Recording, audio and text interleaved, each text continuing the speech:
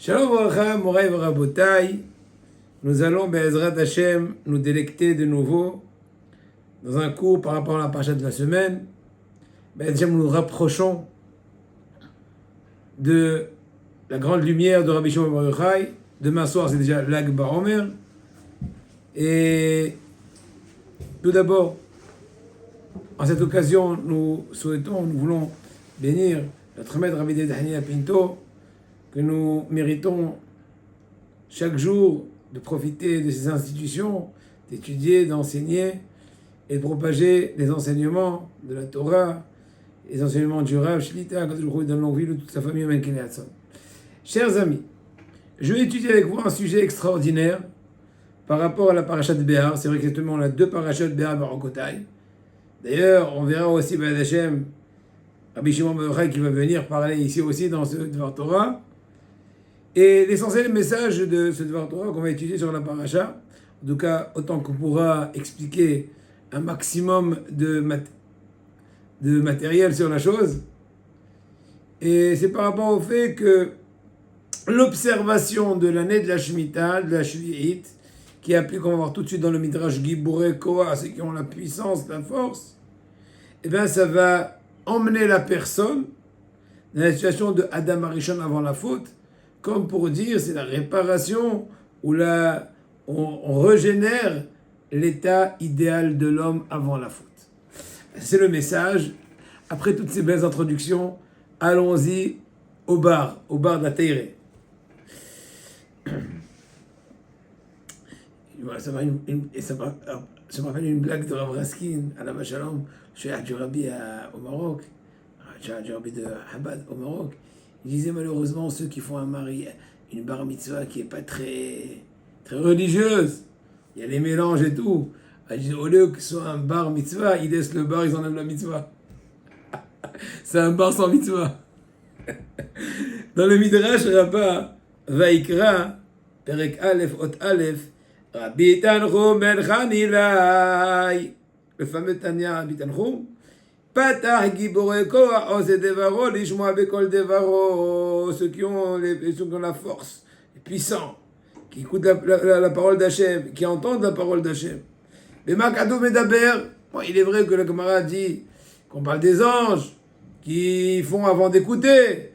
Oh, c'est Devaro, Lishmoa Bekol Devaro, on accomplit avant d'écouter, etc. D'accord. Mais le Midrash en question de nous dire de quoi il est question. Amarabitz Abge Shomre Shvi'it, le pasuk parle par rapport à la Shvi'it. La Shvi'it sera B'ez Hashem dans Shnat Tavshin Petet, 5789, d'ici peu. Benoheg Sheba Olam, Adam Ose Mitzvah Liyom Echad. En général, tu fais une mitzvah pour un jour, il dit le Midrash. Pour une semaine, pour un mois. Pour toute l'année, c'est un peu rare. Par contre, quand il est question du fameux paysan, agriculteur, propriétaire, d'un espace de champ, etc., d'une zone agricole gigantesque ou petite, peu importe, il est en train de voir son champ Hami Hakle Baira. Il regarde son champ inactif ou plutôt non semé. Et ça s'appelle en français la jachère, mais bon, c'est un moussag un peu...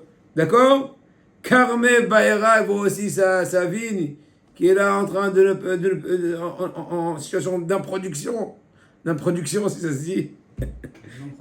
De non-production, voilà, merci. Via Arnouna Veshatik. Et il pèse aussi l'Arnouna. Ah, à propos, vous voyez que l'Arnouna existe depuis longtemps. Hein? On pensait que c'est maintenant que c'est devenu l'Arnouna. Les impôts sur l'habitation, etc. Et il se tait. Voici la puissance, voici la force sur lequel parle le pasuk. Giborei Koach Ose Devaro, Lishmoa Bekol Devaro, celui qui sait se taire malgré la difficulté, la situation, de voir son champ, sa vigne, entre guillemets, inactif, au niveau agricole. Yashira Gibor Gadol Mizé, dit le Midrash. Le Midrash lui-même est, comment dirais-je, est émerveillé. Tu as une personne plus forte que celle-ci.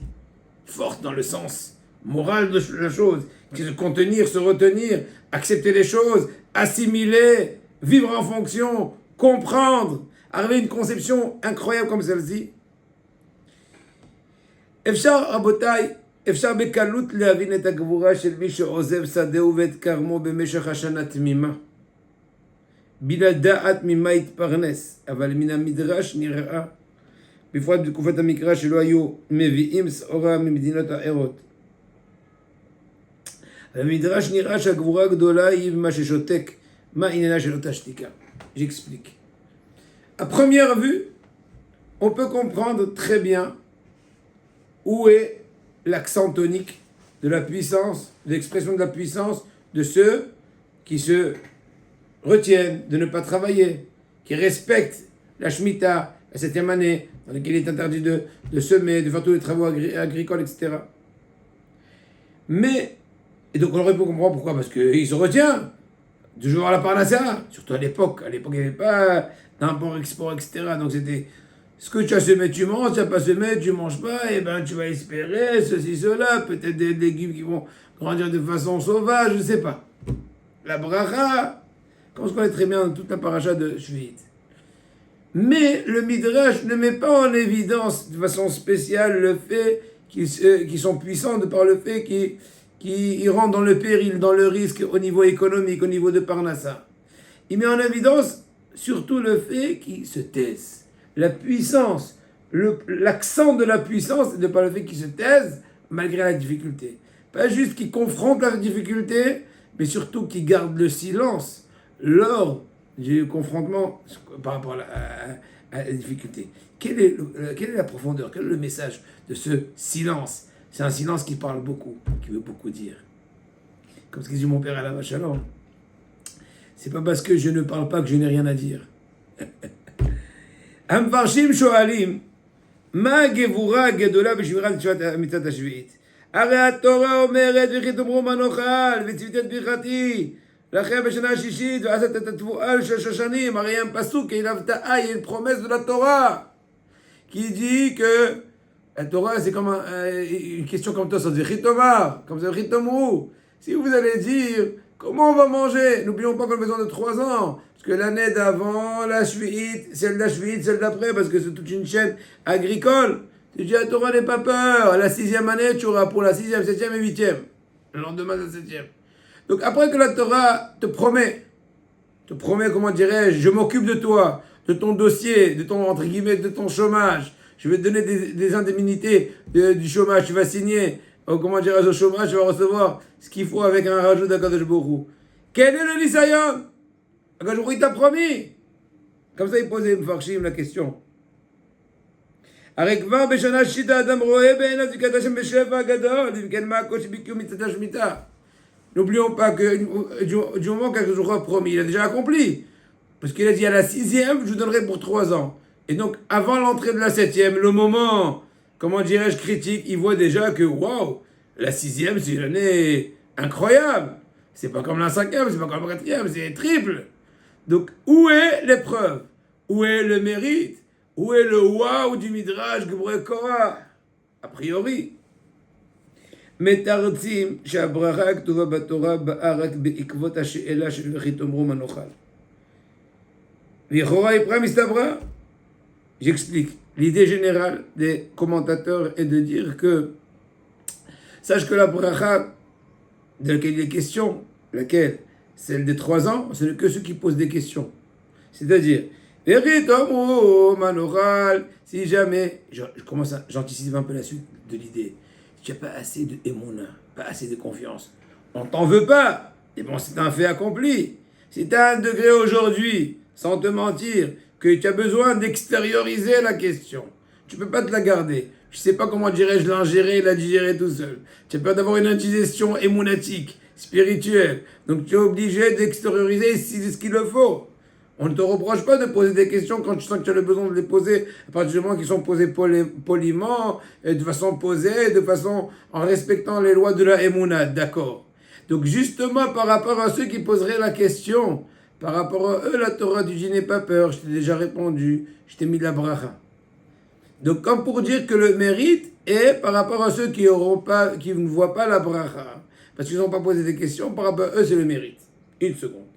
Roi Ibrahim Istabra. Je dis, bon, la chaquette doeg mayochal. Et la Torah m'a dit, ah, j'ai be'enav, non, pardon. Et puis, Istabra, Shama, mil, vous mettez à Bachem, velo, shoel, sheyot, gavah, bah, shekabel bracha. Aval loken. Akbi, je dis, bon, la chaquette doeg mayochal. Et la Torah m'a dit, ah, j'ai be'enav, et tatvoua, של השנה השישית משולשת.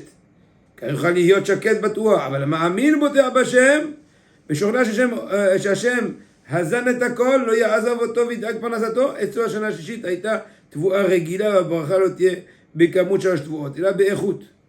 En un mot, il y a la bénédiction, il y a la prospérité en quantité ou en qualité. Celui qui est dans un degré de Emouna plus bas en quantité, il a besoin du tape à l'œil, il a besoin de voir ça de façon un peu concrète. Celui qui a un plus haut degré, il lui suffit de voir ça dans la qualité. Et donc, c'est ça la différence des degrés.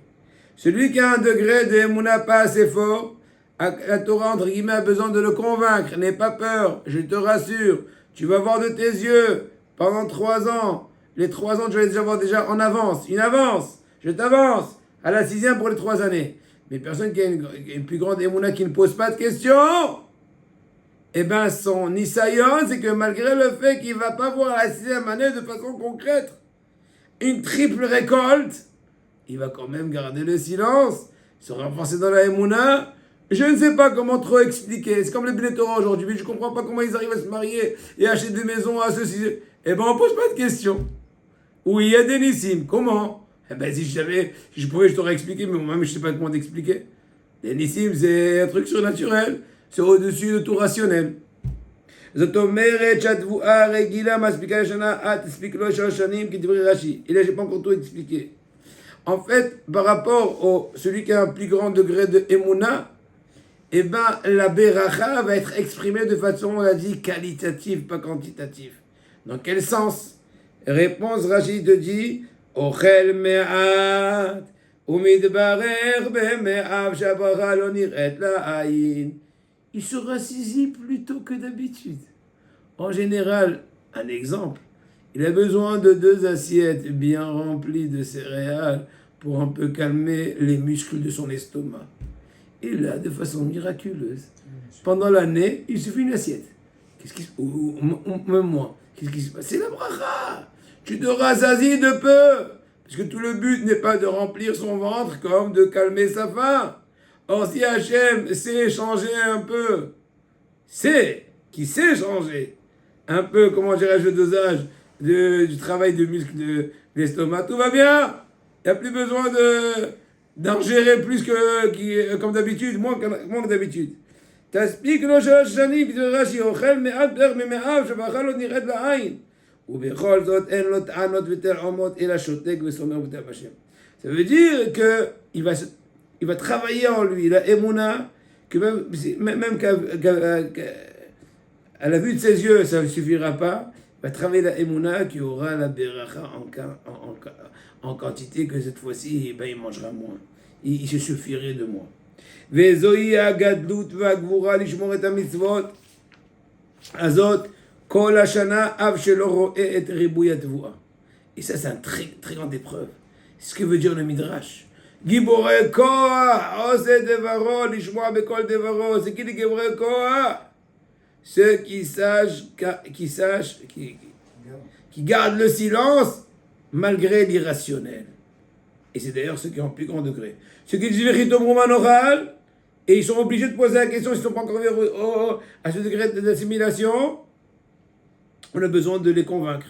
Il n'y a pas le choix. Tu grandiras, tu passeras de degrés, de stades, de classes, de Emouna, de Bita'on. Mais ceux qui ont un plus haut grand degré, par rapport à eux, a dit le Midrash, Geburekoa. Donc en un mot, la façon de la bracha,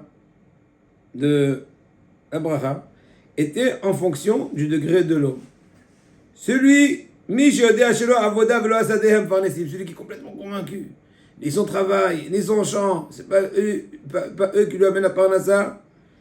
Et le mandaïf ayaïf maisonné, celui qui donne la vie, donne la parnassa, il donne la nourriture, il donne la vie, il donne tout.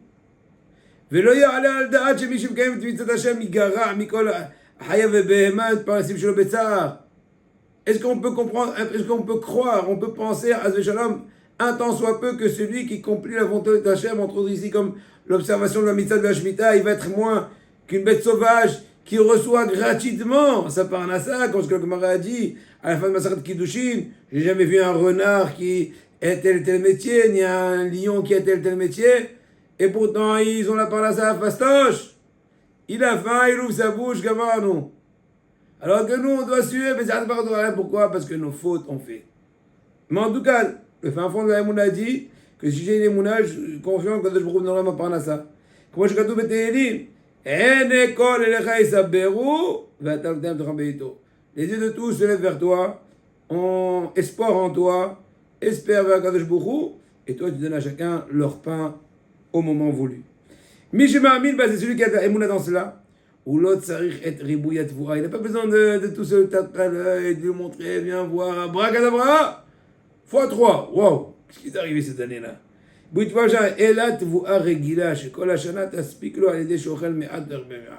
La même quantité, la 6e année au niveau quantité de moissons, de blé, d'orge, etc. La même que les autres années, mais il va travailler la Emouna, que cette fois-ci, il va pouvoir manger moins. En fin de compte, il aura besoin de manger moins, être moins, à la rigueur, on pousse l'idée, être moins matériel. Mais si une personne qui n'est pas encore fait ce degré, elle a encore la petite émouna qui lui trottine dans son arrière-pensée, dans son subconscient, que et ça dépend encore un peu. Bon, Rajab, hein, je suis un vaillant paysan, hein, et je sais très bien où mettre les engrais, où bien semer les choses, bien arroser, et bien, etc., bien, et bien, j'ai un degré plus bas. Mais vous savez où? Donc voilà, ce sont les 2 degrés qu'on vient de dire. En fait, et pour rallier avec Rabbi Shimon Bar Yochai, que de ma sens Saïloula, que son mérite nous protège, on va ramener la fameuse Gemara bien connue dans Maseret Brachot, Mahloket entre Rabbi Ishmael et Rabbi Shimon Bar Yochai. Rabbi Ishmael, il te dit, c'est par rapport à comment expliquer les psukim du Kiryat Shema. Rabbi Ishmael pose une question, est-ce possible qu'une personne va faire des sillons, donc va labourer, n'est-ce pas? Il va semer, etc., etc. Torato Matia Alea, comment il va pouvoir étudier? Ça prend beaucoup de temps. Pour pouvoir manger un morceau de pain, il faut acheter un terrain, il faut enlever les pierres, il faut ensuite faire un sillon, il faut semer, il faut irriguer, il faut ceci, il faut mettre des engrais. Incroyable! Quand est-ce qu'il aura le temps d'étudier la Torah, qui est infini? Et là, il te dit, Rabbi Shmuel, il faut se comporter comme der Eretz, comme la façon générale des hommes. Ça veut dire quoi? De façon logique, de façon équilibrée. Izun ben la Torah va'avoda. Le levater à la avoda v'ismor à la nes. C'est-à-dire d'un côté, tu ne peux pas complètement délaisser ton terrain, parce que tu n'es pas au degré de te reposer sur le miracle, mais non plus, comme ce qu'il disait Ravrot à la Vachalom, entre Mashgar et Yeshua de Betshmaya, avec les Ravrot à la Vachalom, il dit, il y en a qui souffrent d'une autre ishtadlut. C'est aussi un genre de problème. Des fois, on ne fait pas assez d'ishtadlut, c'est vrai, mais des fois, on fait trop d'ishtadlut. Quand est-ce qu'on arrive à faire le juste milieu? On fait, mais pas trop, c'est pas évident. Il faut se faire concerter, il faut réfléchir, il faut pas se leurrer, sentir à quel degré où je suis plus confiant. Tant que j'ai pas assez de confiance, il faut que je fasse un peu de jita parce que ça sert à rien de sauter trop haut dans le degré de mon habitat, etc. Ce sont des choses qui se travaillent de façon progressive. Et l'orage sauver. Par contre, Rabbi Shimon Bar Yochai, la Gemara dit dans Masechet Brachot, n'est pas d'accord a priori. On verra toute l'explication genre après méthodologie. Le Rabbi Shimon Bar Yochai, il est halak sur Rabbi Shmuel. Te dit, une personne doit complètement se donner dans l'étude de la Torah, la crainte de Kadosh Baruch Hu et la parnassa.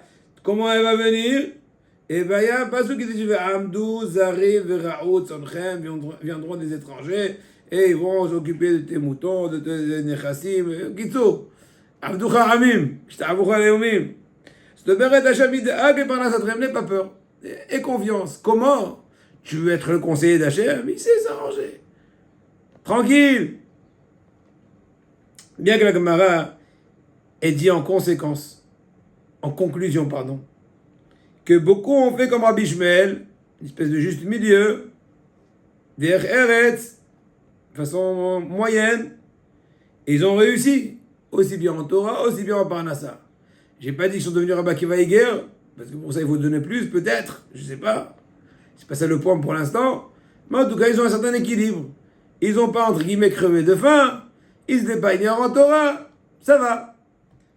Ah, et beaucoup ont fait comme Rashbi. Ils ont dit, ah, dès le demain, je vais plus au champ. Je paye pas rien. Je learn. Et Fafa, mec, crève la faim. Et les enfants, ils leur disent, n'ayez pas peur. Bientôt, quelque chose va tomber du ciel, il va être béni, etc. Bon, c'est une caricature. Vélo à l'oubi Adam. Ça n'a pas marché.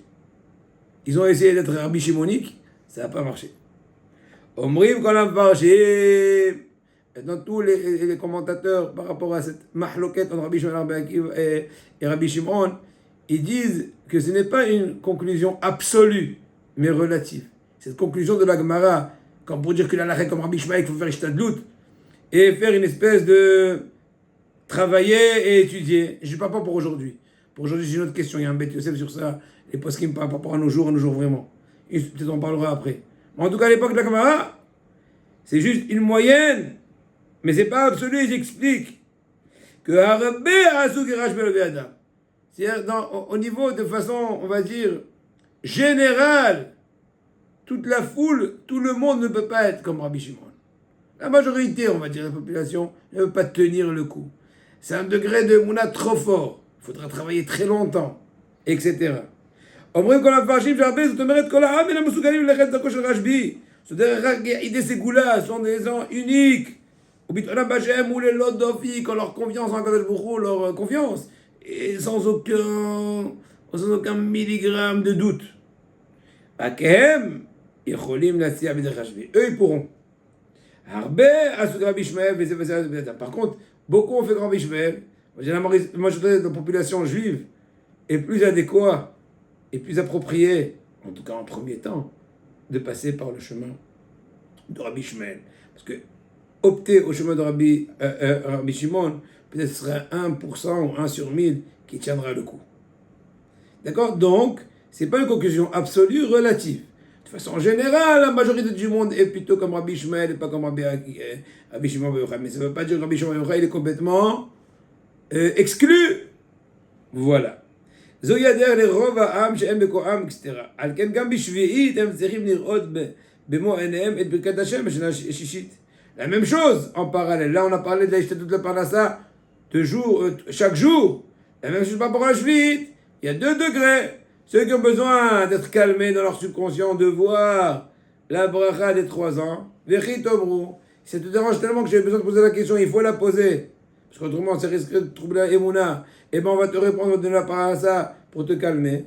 Mais il y a aussi le degré plus haut. Ceux qui ne posent même pas de questions, qui ont confiance dans la beracha, dans le shefa, dans l'abondance au niveau qualitatif. Et ça, c'est le chemin de Rashbi, en fait. La même idée de degré plus haut en bita'on émouna. Je voulais rien dire avant de continuer qu'aujourd'hui, de nos temps, et depuis l'époque du Beth Yosef, ça fait plus de 500 ans, le Beth Yosef, il a dit clairement qu'aujourd'hui, on ne peut pas faire comme Rabbi Shmuel. Incroyable, hein? Ça paraît étrange, je sais. Beaucoup vont pas croire, vont être un peu surpris de ce que je dis, mais c'est des choses très connues. C'est-à-dire que si tu veux vraiment opter à être un Tamid Aram, attention, je ne parle pas juste avoir les connaissances de base du judaïsme, parce qu'autrement, sans cela, il manque dans le minimum de base du judaïsme. C'est pas sa question. Comment mettre les tefilines, comment faire le Kodesh Sha'ar, comment les fêtes de la fête, les lois de Nida, les lois de X choses, du Shabbat, c'est sûr. On parle opter d'épouser la Torah, d'être un Ben Teire, d'être un Tamid Aram. C'est impossible aujourd'hui d'être, entre guillemets, businessman et Tamid Aram. Et alors que peut-être il penserait que c'est faux. Il penserait. Il se trompe. Mais c'est la Metsiout. Le Beth Yosef, il a déjà dit ça depuis son époque. Qu'est-ce qu'on dirait aujourd'hui? Qu'est-ce qu'on dirait? Moi, je dis même plus que cela. Pourvu en étudiant toute la journée, je n'ai pas des choses qui te dérangent. Tellement ce monde-là est difficile, avec toutes les tentations du monde moderne, des engins, des appareils, des mille et une choses, Rabotai. Donc c'est sûr qu'aujourd'hui, c'est pour ça qu'il y a tout le moussag des yeshivot, qu'après de Vologine a instauré, ça fait environ plus de 200 ans, à Vologine, qu'en fait on fait un internat et un dortoir, et ils sont complètement retirés pendant l'âge pendant pendant qu'ils sont adolescents, pendant qu'ils sont célibataires, pendant leur jeunesse, pour bien se construire. Après le monde des Avrechim, le monde de la Torah, comme ce que notre maître, Rabbi David Anania, Hashem le bénisse, et encore beaucoup d'autres tzadikim de notre génération, ils se donnent corps et âme pour tenir le flambeau de la Torah. Mais c'est pas évident. Maintenant, c'est vrai qu'il faut Issachar et Zevulun. Qui va avoir le mérite d'être Issachar et Zevulun? Moi, c'est une autre question que je ne veux pas rentrer pour ne piquer personne, puisque chacun a lui de demander à son Rav quel est véritablement son shlichut. Mais il est vrai, on peut parler au moins pour nos enfants, c'est pas pour nous, bien que même pour nous, il faut qu'on soit assez gourmand au niveau spirituel pour pouvoir le mieux réussir. Qu'est-ce qu'on doit souhaiter le mieux pour nos enfants? Comme Rabbi Shimon.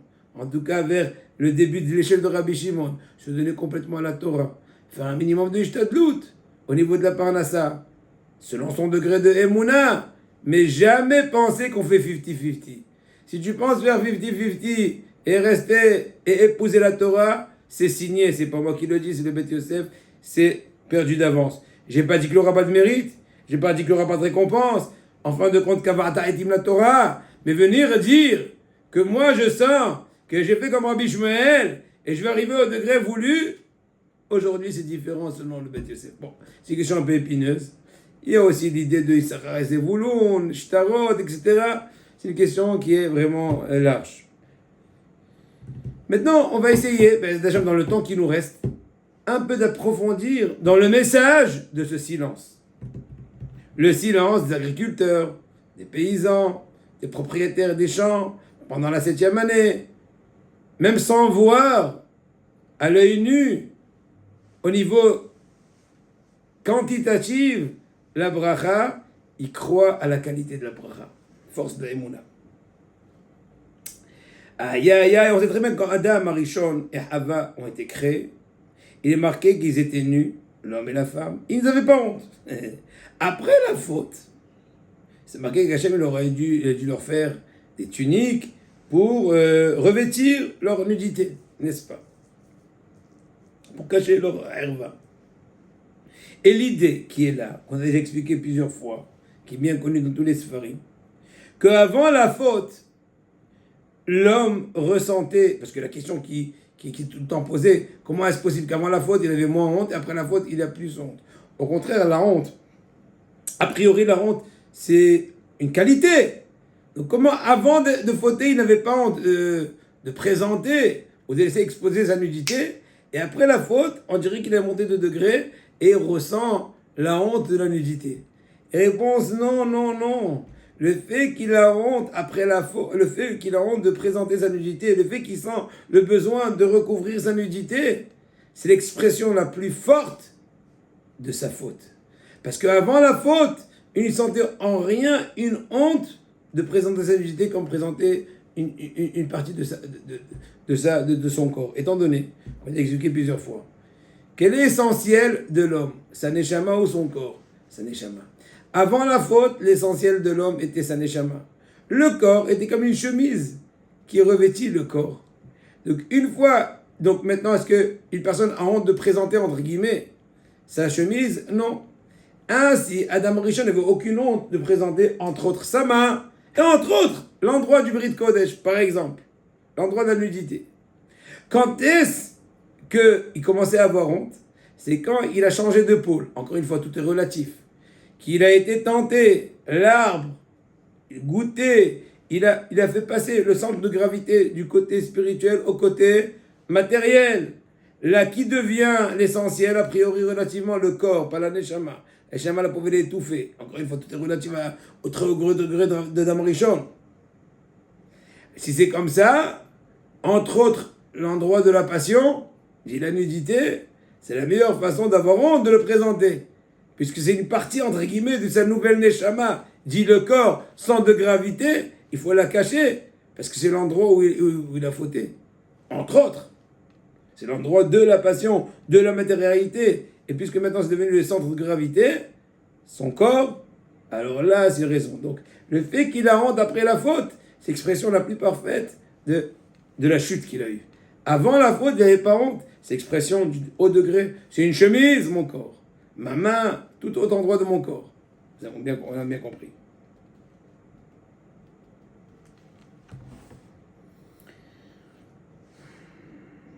Et donc, selon cela, puisque l'homme est le centre de gravité de la création,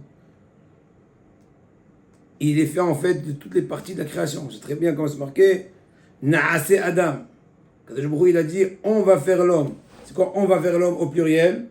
C'est en fait, d'un côté, c'est marqué dans Rashi que Der Hanava, par humilité, il nous a enseigné que même le grand doit se concerter avec le petit, les Avdil, avec les anges. Mais entre autres, c'est une selon une autre explication, c'est une invitation d'Akadosh Baruch Hu à tous les éléments de la création de venir participer à la conception de l'homme. Un peu de lion, un peu de tigre, un peu de terre, un peu de coco, un peu d'avocat, je ne sais pas moi. Tout le règne animal, végétal, tout ce que vous voulez, minéral, tout a contribué. Ouasu mikol eka bria, ze apirush naase Adam. Hashem pone l'école abria, l'ishtatef imo, basiat Adam. Again, ma shekore Adam mikare l'école halka bria. C'est pour ça que tout ce qui peut arriver à l'homme, ça a une influence par rapport à toutes les parties de la création, puisque l'homme contient en lui toutes les parties de la création. Avant la faute d'Adam Arishon, qui a été donc conçu de toutes parties du monde, toutes les règnes végétales, minérales, etc.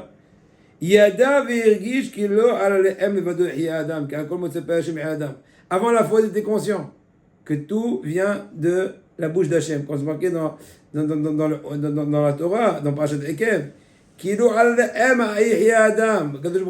l'homme ne vit pas du pain, il vit du nitzotz, de ra'niout qui est dans le pain, c'est elle qui te fait vivre. Le pain, c'est une façon d'ingérer le nitzotz, l'étincelle spirituelle qui est l'essentiel, fibre de vie, si l'on puisse dire. והמזון אמיתי הוא דורש אמונה בכל. אחרי העת שבו העביר ועשה מגופו את מהות אותו דבר קרה עם המזון שעיקר המזין הוא זה הגוף. Donc une fois qu'il a chuté, il a été tenté du fruit, etc. Donc il est passé de l'aspect, on va dire, spirituel ultime au matériel. Donc la même chose aussi, il se focalise plus au niveau matériel. Je vis de cette pomme. Encore une fois, tout est relatif. C'est des choses beaucoup plus fines, mais bon, c'est pour nous comprendre un peu à notre échelle. Je vis de cette pomme. Donc il s'est plus tenu à l'aspect, on va dire, extérieur, à l'aspect matériel. C'est pas comme la vue qu'il avait avant la faute. Quand je vois une pomme, je vois telle et telle étincelle. C'est elle qui va faire entrer le souffle de vie d'Akadosh Baruch Hu pour persister. Après la faute, je vois l'aspect rougeâtre, croquant, doux, etc. וגם במזון מתווסף עוד קליפה מלבישה אותו, וזהו קוץ ודרדר עצמי הלך. וכן המוץ והקש. כן, בזה תדבר אותו על la même chose. Donc Akadosh Baruch Hu nous a punis. Il a puni Adam Rishon et nous ses descendants. Que quoi? Maintenant le fruit va être plus difficile d'accéder. Puisque tu donnes confiance au fruit, Hachem va te faire travailler plus. En fait, c'est pour un peu rectifier ta émouna. C'est d'un côté, tu vas travailler dur pour faire sortir un produit agricole, tout en espérant que tu vas donner en rien le mérite, entre guillemets, à tes actions. Ni le fait que tu as semé, ni que tu as auparavant fait des sillons, ni irrigué, ni tout, tu n'avais rien. En fait, tout est relatif. Puisqu'au début, tu as chuté, qui était au niveau de degré spirituel très haut, tu voyais le nitzotz. Après avoir fauté, tu as fait tomber toute la bria, entre autres même les fruits, puisque tu tiens l'aspect extérieur. Maintenant, pour accéder même à l'aspect extérieur du fruit, et donc à l'étincelle aussi qui est à l'intérieur, tu devras travailler dur. Pourquoi? Pour te mettre encore une fois à l'épreuve, pour bien purifier ta émouna et ton bitaon, pour retourner au degré d'Adam Arishon avant la faute. Et là, c'est en fait le secret du silence de la Shemitah. La même chose. La Shemitah, c'est l'expression la plus forte, la déclaration la plus puissante que En Od Midvado Fezulato. On est en fait que des résidents temporaires. Quand on essaie la carte de résidence, n'est-ce pas la carte de séjour de résidents temporaires? Eh bien vous aussi, dans ce monde-là, on est temporaire. C'est pas 7 ans, 70 ans, 120 ans. Bezrat Hashem, même plus. Mais le fait de respecter la Shvi'it, je suis en train de déclarer que je sais qu'il y a un boss. Le boss m'a permis de faire Ishtadut pendant 6 ans pour ma parnassa. Il m'a interdit de faire Ishtadut pendant la 7e année. 2 degrés, ceux qui posent des questions, ceux qui ne posent pas de questions. La bracha en quantité, en qualité. Mais le point commun entre Adam Arishon et la Shemitah, comme je déclarais au début du cours, c'est en fait retourner au degré d'avant la faute, purifier, parfaire et raffiner la Emouna. Se taire. Giboré Koah. C'est-à-dire pas se taire juste pour ne pas grogner, mais c'est un silence qui exprime un aspect complet de Emouna. Je suis cholette sur ma Emouna, sur mon Bitaon. Je suis tellement sûr de moi, je suis tellement sûr d'Hachem, tellement confiant en Hachem, j'ai même pas de questions. Des fois, il y a un petit enfant qui comprend rien. Chaque seconde, il pose des questions. Et papa, pourquoi comme ça? Et pourquoi comme ça? Et qu'est-ce qu'il lui a dit? Maintenant, un adulte qui comprend tout, il se donne même pas la peine de poser la question pour répondre à la réponse. Mais un petit qui comprend pas, il pose toutes les questions possibles et imaginables. Il faut lui répondre. Quand, comment, combien, d'accord. Mais une personne qui est adulte, pourquoi elle pose pas des questions? Ça prouve qu'elle est bête? Non, elle est trop intelligente. Elle n'a même pas besoin de poser des questions. Elle reste en silence. Ainsi est le degré de Emouna. Si fort et si puissant. Giboré Koah, il regarde son champ non productif, sa belle vigne, qui est maintenant en train de un peu se sécher, son champ, etc. Il se tait comme pour dire à Kol Bishlita. Tout est bien dirigé. J'ai confiance en Hachem. Je suis en train, en fait, de réparer la faute d'Adam Arishon. En train de remettre le centre de gravité au bon sens, dans la spiritualité. Abotai, ça c'était le message que je voulais. Abotai, il faut savoir, et là pour finir avec une petite note de l'Agba Omer.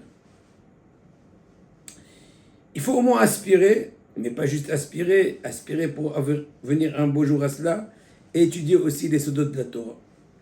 Il est vrai, c'est clair, sans se renforcer, une étude quotidienne et journalière dans les bases de la halakha, dit Ilchot Shabbat, Ilchot Fila, et mille et une autres choses, sans se fortifier dans l'étude du Moussar.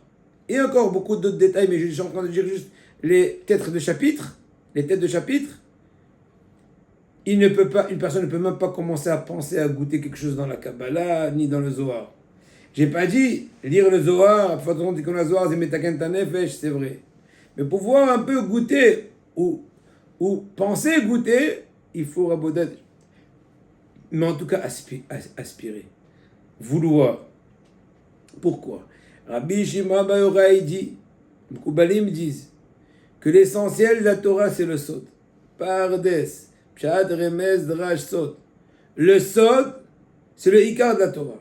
Et je vais vous dire un Hiddush Gadol que j'ai dit plusieurs fois au nom du Or Haïm HaKadosh Parashat Kitissa, par rapport au fait, à la faute du Hegel.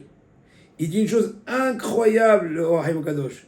Il a là-bas 2 ou 3 explications, il me semble, sur la question suivante, et que sont incroyables, laquelle. Il dit, je ne comprends pas. Moshe Rabbeinu, combien de temps il a tardé dans les 40 jours qu'il a promis? Une demi-journée, 6 heures. Hachem ne pouvait pas écourter le séjour de Moshe Rabbeinu pour éviter cette catastrophe du Het à Hegel sur lequel il est mentionné, même Pokdir Pakati, il n'y a aucune tsara. Chaque tsara qui peut arriver à Am Israël dans toutes les générations, c'est un paiement partiel, une punition partielle de la faute du Het à Hegel. On n'aurait pas pu épargner toute cette catastrophe. Et réponse.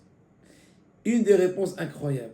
Il dit, on sait très bien que quand Moshe Rabbeinu montait dans les cieux pour 40 jours, c'est 4 fois 10. Les 10 premiers jours, il a reçu le Pshat. Les 10 deuxièmes jours, la deuxième dizaine de journée, c'était Remez. Ensuite, les 30 Drash. Ensuite, les 40 derniers jours, ou les 10 derniers jours qui sont le cas, finir à la quarantaine, c'était pour le Sot. Il dit, le Haïm HaKadosh, pour ne pas rater même 1 gramme de Sod, la plupart de son 6 heures de Sod, 6 heures spirituelles, qu'on ne sait même pas c'est quoi les dimensions de temps là-bas, eh ben, il n'y a aucun prix. malgré le désastre qui risquait d'arriver, ils sont trompés, ils ont mal calculé, ils ont servi le veau d'or, ils ont été punis à toute génération. C'est pas encore assez convaincant pour faire manquer à Moshe Rabbeinu même un gramme de sod. Vous entendez, Rabotai, le message incroyable de Rabbeinu Chaim Ben Attar? Eh bien oui, Rabotai. À nous, en s'approchant de Rabbi Shimon Bar Yochai, très peu, d'ici peu, un peu plus de 24 heures, on se rapproche, on se rapproche de Vamatem Kolehai, c'est très bien le Benish Haï.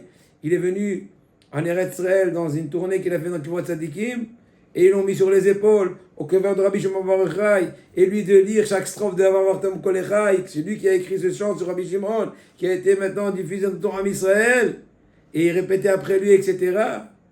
Et bien Rabotai espérait, Evi Ani Amelech Hadarav, Nagila Venizme Abar, souhaiter, espérer, Hachem, quand est-ce que je pourrais avoir le mérite d'étudier, de comprendre, de te faire plaisir de par cette étude, de me parfaire aussi bien au niveau de Halacha, de Moussar, Hirat Shamaim, Midot, Fila, pour être valeureux, pour avoir le mérite et le bonheur d'étudier Torah Tassot. Hizkou ve'imtzou.